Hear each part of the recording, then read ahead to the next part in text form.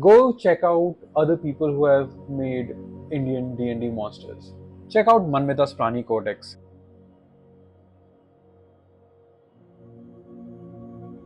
Fantasy setting is rife with both opportunists and imagineers. Now, sometimes they both overlap, you can't help it, and if they don't lack in context, what they are most abundant in is misinterpreting things. English. We have seen this before. Take a famous setting like Al Qadim in Dungeons and Dragons, for example. A simple Arabia inspired setting which offers nothing substantial apart from aesthetics. Now take the same logic and apply to something contemporary, like it may be Prada's Kolhapuri chappals or a bandana, which stands for just bandhana in Hindi, which means to tie. And you keep thinking, oh, bandana, it's supposed to be this, American biker thing, but actually it were printed clothes from Gujarat. It's there, it's right there. Cultural appropriation may be a way of culture to travel across continents, but in this age of fast social media, it is very apparent when that appropriated product is lacking, especially in representation, especially in context and appreciation, and it is much, much more visible. I neither mind nor do I care if the person writing about a culture or a place is not from the culture or that place. But what does concern me is if there's no representation of the people from that said culture or place. Let me give you an example of a thing being done right. There's a TTRPG studio I love, which is called 3 Sale Studios, who had to deal with a problem when they were writing their game called Mappa 1D RPG. How to represent the people whom you're writing about when you're not part of that community? That's what that's the problem that they faced with. What did they do? How did they solve the problem? The answer is extremely simple. They just talked and consulted the people who were either part of the diaspora or part of the community or knowledgeable about that community. So, for Garugoma, which was supposed to represent the South Asian subcontinent of India and other neighboring regions, so they consulted Bashir Ghosh, who is a cultural consultant for that region, and he was quick to point out several mistakes in that continent of Garugoma, and they went ahead and they solved it. They fixed their problem, they talked to those people, and they solved it. Simple, right? So, there's generally not an excuse to talk to people, have them consult, or just reach out to check. There are people from all walks of life represented on the internet. I feel like 3 Sale Studios could have easily just watched some documentaries, read some books, watched some movies, listened to some interviews, read some articles about that region, and made that region, and it would have been fine, I guess. But it's the effort I appreciated, and the region became much more richer and better for it. But if you missed that step that the 3 Sale Studios team took, you will get videos like the one I'm making right now. Hello all, I'm Aman and I'm making videos on the internet mostly related to TTRPGs. Today, we are going to talk about a Kickstarter which is coming up, which is inspired by the Indian and the Persian mythological and historical stuff. And I'll be straightforward. I do not like it. There are several reasons I have to not like it. One of which is the lack of representation. It's the publishing team's first Kickstarter. I don't know why they have chosen to go this route. Let's go through this together, shall we? So the setting is called the Yova Kiana campaign setting D&D 5e plus. It looks fine-ish. I mean, like that's what it looks like. I don't know why the accent marks are there. You could have not just kept the accent marks, and it would have still been fine. I don't know why they are there, seriously. So it's by Lila Loom Press. It originates from Poland, and the art looks fine. Sign up to get access to a sample of the rule book, 1,000 followers gold, follower of darkness, divine and light manifold. I don't know what that, uh, you know, that cloth is. It doesn't look very Indian. It looks very medieval European. And 10 new Cinder Walker themed classes. Nothing so far inspires Indian or Persian to me. I mean, sure, I can see some inspirations of certain clothing, but that's how as far as it goes. It's very aesthetic, just aesthetic driven. Uh, Again, there may be some inspiration of, okay, that's how medieval India or medieval Persia kind of looked, so we have incorporated some of those clothing, some of those architecture. But apart from that, I don't find anything inspiring. It could have been just a random, or not a random, but just a general fantastical setting. I feel like the Indian and Persian mythologies thing is being used as a marketing ploy. Also, there's so many accent mark in all of those words, like Satrava. I don't know what that is. Nahasa. I don't. These words, Kumavanari. I don't know why they have used so many accent marks. We don't use accent marks generally. I don't know why they have used that. Uh, it's mostly aesthetics, a mishmash of different regions, I guess, and it doesn't, looking at it, it's just like, okay, he's got a bindi, he's got the hairstyle and the mustache down. He looks a bit like, typical Ramayana or Mahabharat hero figure. Uh, sure, you have the curved sword as well, but that's about it.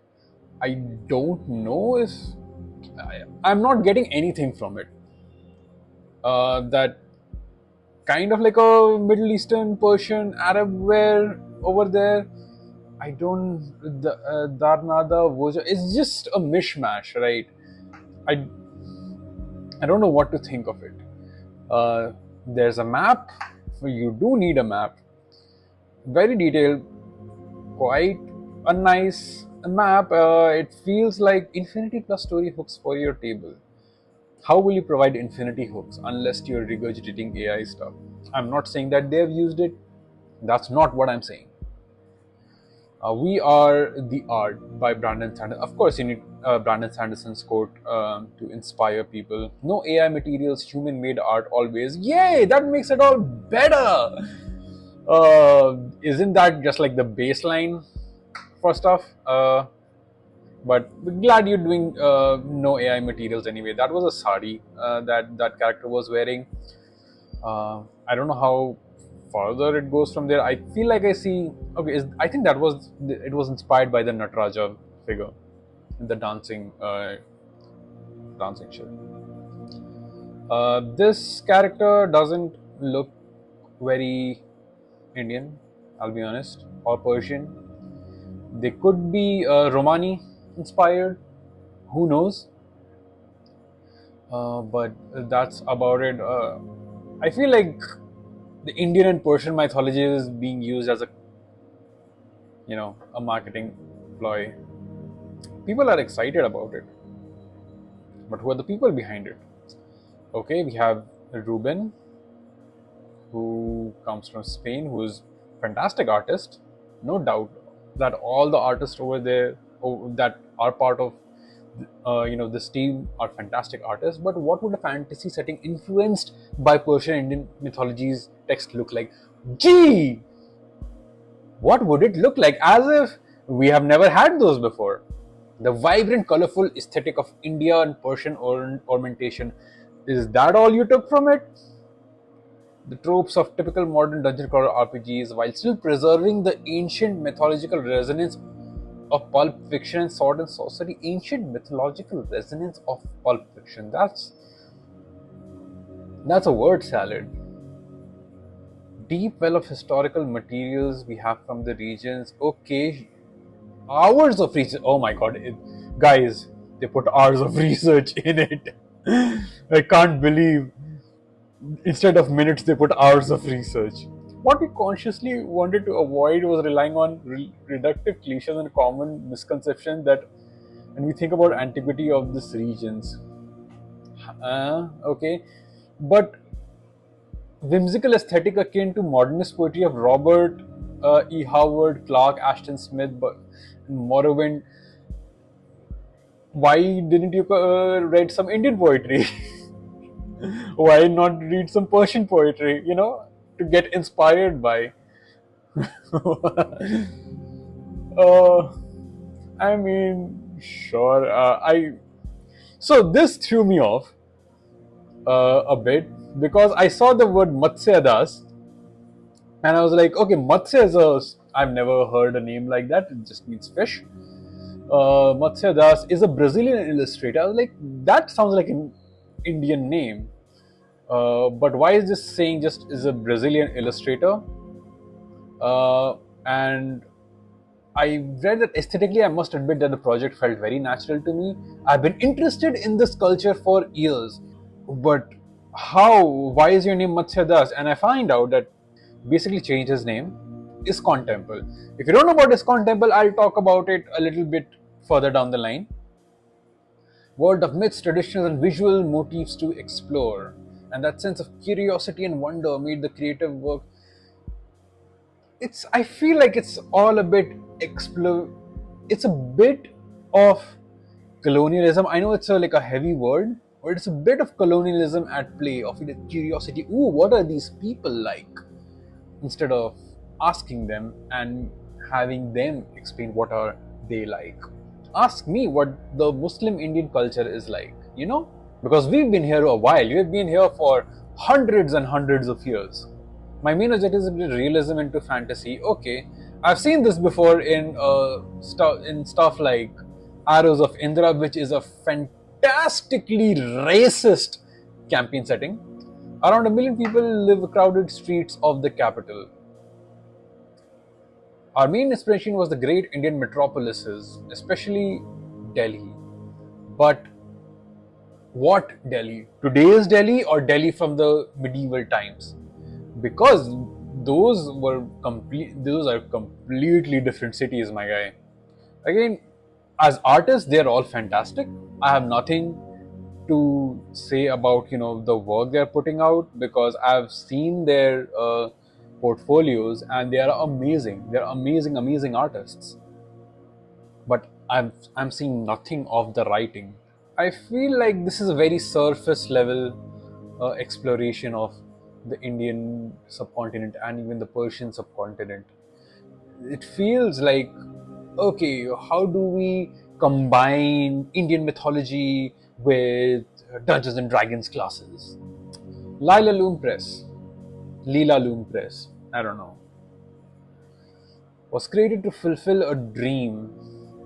And the dream we have come up with is Yovakiana campaign setting. Why is this your first setting? Why not make a Polish setting? Why do you have to do like this region? What is your track record? It's great you have been a game master for 20 plus years. I'm sure you can make amazing settings, but why is this your first time heading into the Indian and the Persian? I'm sure you must, if you have done D&D settings, then you must have created worlds, right? You must have taken inspiration from all of these places, but I'm not seeing representation in your work. I'm not seeing any person of Indian origin or diaspora or Persian or the Persian diaspora or the Middle East region represented in any of this. This is just basic fantasy. And you have almost 1,000 followers for your Kickstarter. And I'm sure you'll get funded, because so many Dungeons and Dragons things get funded. But what's the point? Cultural appreciation, sure, you might think like, people are not represented, so we are using our privilege to present them. Dude, that's such a yesterday's take. Put out a tweet, put out a call for work on Blue Sky or Instagram, and you'll find hundreds of applications from people of those regions wanting to help out. Sure, we do want representation. Sure, we do want our region presented in these fantastical worlds because God knows everything is so Eurocentric. But why not ask us for help? What is the point of this? Why would I want that? Just for art? You can make an art book, you can make an amazing art book, but you don't have any Indian artists as well. Have you seen the amount of talent we have in India? Or is it just on the, oh, these are friends I know, this is just a few friends coming together and making this thing? I don't know anything about this, but all the thing that I've seen is just surface level for now. I don't think I'm excited for this at all. In fact, I'm calling you out on this. There have been other Kickstarters with Indian mythological exploration. There was Devabhoomi. I have criticism of Devabhoomi as well, but it was done by an Indian person, so I have respect for that. That at least somebody made it. At least somebody made it. There's DC Quest, who made their own world. There's Indie, which is coming up. I don't talk about Indie because I haven't seen any updates from them. It's just my opinion. Like I said, you almost have 1,000 followers on this, so I'm sure people are excited. I'm sure a lot of Indian people are excited, or people from the Indian diaspora, they're excited. Like, oh, we're getting another setting. That's so cool. It could have been cool, but it's looking like it's just another white interpretation of the place. I feel like not a lot of people understand how the Indian class system works. Everything is down to class, right? It's very divided in India. Another division that we have is the caste division, which is horrendous, horrific, and it was exploited by the British to oppress us and divide us even more. I'm not saying like we weren't divided before, don't get me wrong. Caste has divided people for a long time, and like it's a very discriminatory practice. I don't know how it started, but there are better people, more knowledgeable people who have talked about it. I would recommend the video that you're seeing on screen right now. Go watch that. This person has done such an amazing job of describing it much more better than I ever could. I don't think you will have the caste system in this because one, you would be aware that it's a discriminatory practice, but it's also has been part of the culture for thousands of years. It has described each and every part of people's lives for hundreds, if not thousands of years. Kingdoms have been built and have been torn down because of it, based on the teachings of it. How do you reckon with that fact? How do you show Indian art? You have things like black art, especially with Ryan Coogler's and Sinners, which depicted black culture in such a better way than anyone else could have. You could have asked for help. I don't know if you have asked for cultural consultancy in this. If you had, it would have been on the forefront. Like, these are the people working, these are the writers working on it, these are cultural consultants working on it. Lead with that, but you haven't led with that. So it makes me believe that there aren't any cultural consultancy being done in this. How do we reckon with that? Don't get me started on Arrows of Indra. It is by a right-wing asshole called RPG Pandit, and it's extremely casteist, it's extremely racist, and it misinterprets everything about the Hindu culture. The Hindu culture itself, that amalgamation of it becoming a monolith, is a British thing. India is so bloody multicultural, you can't reduce it to one thing. That's what it looks like. And you haven't just gone for Indian mythos, you've gone for the Persian mythos as well. Now, I can't speak from a Persian standpoint. I can't speak for them. I'm an Indian. But I'm sure you have misinterpreted those as well. And having beautiful art which is human-made, hand-drawn, uh, done on paper, that won't make up for that fact if you fuck up everything else. Am I making a mountain out of a molehill? Maybe, but I don't want to see this ever again. And I've been seeing ads of it all over Instagram, like this amazing thing, and on the surface it looks like that. But if you go a bit deeper, because I honestly don't want to, because even on the surface level, you haven't given me anything to go deeper with it. Just what? Aesthetics? I can borrow aesthetics from anywhere and make up anything. Will it make it good? I can borrow East Asian aesthetics and make up a Japanese mythos inspired campaign setting. Will it make it good? No, it will not. If it's just me working on it, despite despite endless amount of research I would have done, I would still be lacking context. I would still be lacking cultural understanding. Hours of research don't make up for it. Cancel me if you will. You know what? I'm sure you haven't completely, made up the entire book right now.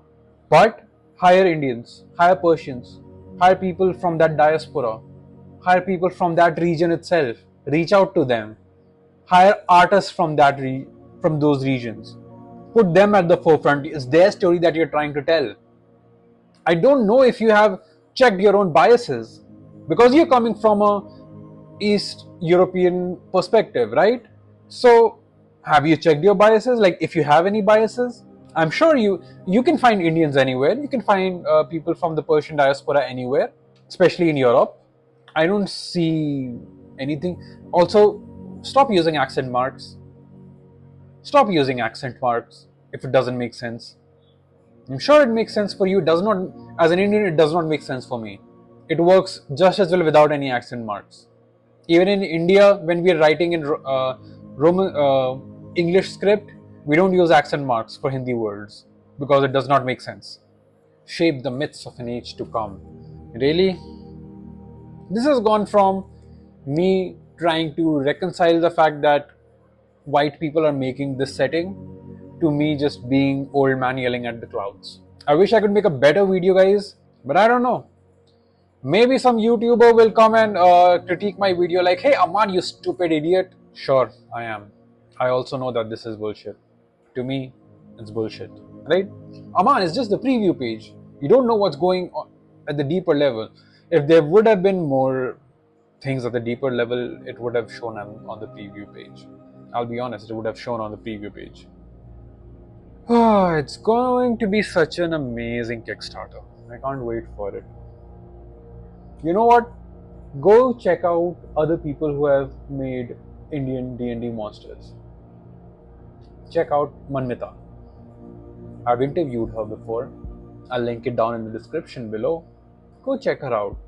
It's so good and it's free. And she incorporates our Indian culture in a much, much, much better way because she has talked to people. She has gone out of her way to research those monsters, those myths, those folklore. Have you? She's also not used any AI stuff. She has also made her own art. She's also made lore. It's actually inspired by the Indian folklore by going out of her way to find people from that region and talking to them and researching them enough to still be acceptive or accepting of criticism. Like, she says she might be wrong in some certain aspects, so if she needs to be checked, she wants to be checked, and that's what it should be about. Go check out her bestiary. Go check out her Prani Codex. Prani Codex is amazing. Prani Codex is the one that should be getting funded. Manmita, please get Prani Codex funded. I don't play D&D that much anymore. I don't care for D&D that much anymore. But if D&D is being used to propagate the Indian subculture or the Indian culture, the mythos, because it's so ripe for capitalization, because that's what it feels like. It feels like a vampiric thing, like it's said in Sinners. It's not that I want your blood, I want your stories, I want your songs, I want your lore. Is it colonization? Am I thinking like, hey Aman, it's not that deep? I feel like it is. that deep. It could very well be that deep. I don't know. I'm just a guy on YouTube making stuff. Check out Manmita's Prani Codex. There's another artist by the name of Paper who runs games on Living Chronicles, and he's making again these bestiary inspired by Indian mythos, and he is an Indian making those. I'll link both Prani Codex and his Instagram so that you know where to find good stuff actually. So if you want to support, really support Indian, Indian inspired D&D settings and stuff, I'll link them down below. You have options. That's it from me for now. I'll see you in the next one.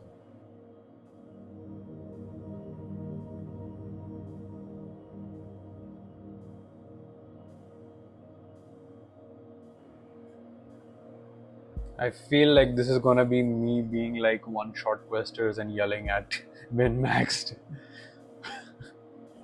Ah, I don't want to be like one shot questers.